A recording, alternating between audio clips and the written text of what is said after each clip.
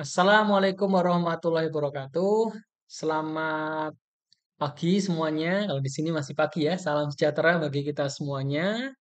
Ketemu lagi dengan saya Pak Mukti Prasaja di mata kuliah Sistem Ekonomi Indonesia. Nah, pada sesi yang ke-8 ini atau sesi yang terakhir, tentu saya mohon maaf apabila ada salah kata atau barangkali ada diskusi ataupun tugas yang dalam penilaiannya cukup lama. Sebelumnya saya mohon maaf dan terima kasih atas partisipasi dari teman-teman semuanya selama sesi 1 hingga sesi yang ke-8 ini. Semoga ilmu yang kita diskusikan, ilmu yang kalian dapatkan bisa memberikan manfaat bagi semuanya.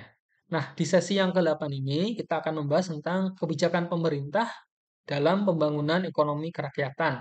Nah, sebelum itu kita harus tahu apa itu ekonomi kerakyatan. Nah, kalau kita melihat definisi dari ekonomi kerakyatan, itu suatu perekonomian di mana pelaksananya, pengawasan, dan hasil-hasil kegiatannya itu semuanya dilakukan oleh rakyat atau dinikmati oleh seluruh rakyat.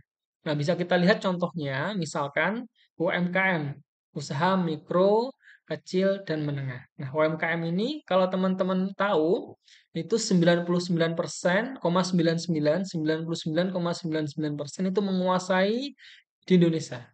Bayangkan, 99,99% itu eh, usahanya itu dari UMKM.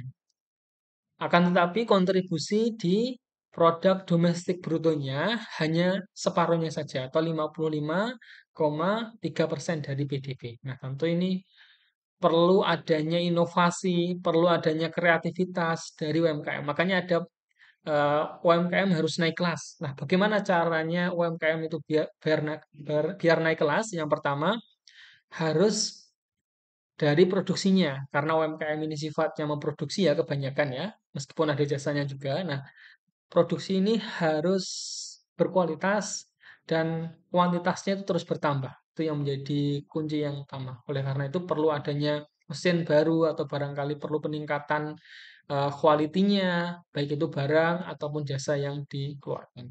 Yang kedua yaitu pemasaran. Nah, saat ini sudah banyak pemasaran yang lebih mudah kalau menurut Gen Z sekarang ataupun Gen Alpha seperti itu ya. Adanya TikTok, adanya WhatsApp, adanya kalau dulu ada Facebook dan lain sebagainya itu iklan saat ini itu bisa dimainkan di mana saja dan bisa diakses oleh siapa saja. Jadi tidak harus menggunakan papan reklame atau barangkali spanduk dan lain sebagainya untuk menginformasikan. Nah, lewat aplikasi, lewat Instagram dan lain sebagainya itu bisa membuat semuanya tahu dan kalau viral itu akan lebih cepat untuk hitsnya atau akan lebih cepat untuk diketahui.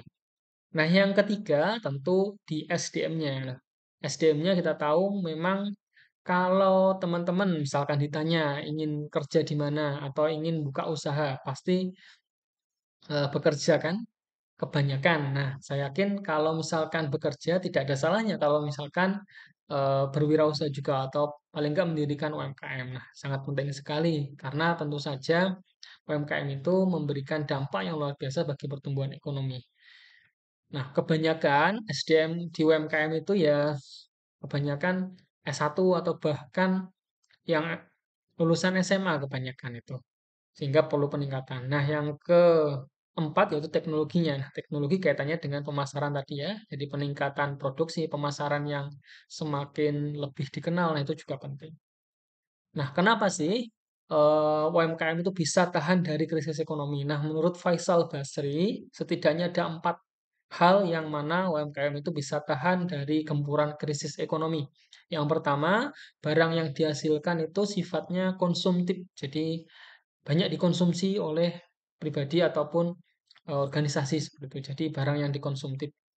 Terus yang kedua tidak mengandalkan pendanaannya dari bank atau lembaga keuangan. Kebanyakan modalnya dari sendiri. Sehingga kalaupun rugi, dia tidak harus membayar ke bank. Maka ruginya hanya dirinya sendiri.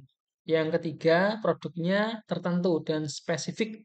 Nah, tidak sebanyak misalkan di perusahaan Unilever atau perusahaan Wings dan lain sebagainya ya, hanya satu jenis kebanyakan.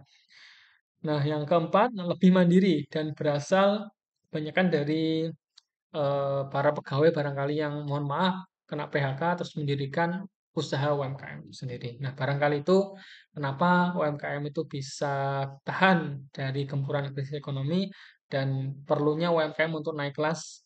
Saya kira itu. Terima kasih. Tetap semangat. Jangan lupa meskipun ini di sesi yang delapan tetap ada diskusinya ya. Tetap kalian kerjakan. Mohon maaf kalau dari saya ada salah kata. Terima kasih. Wassalamualaikum warahmatullahi wabarakatuh.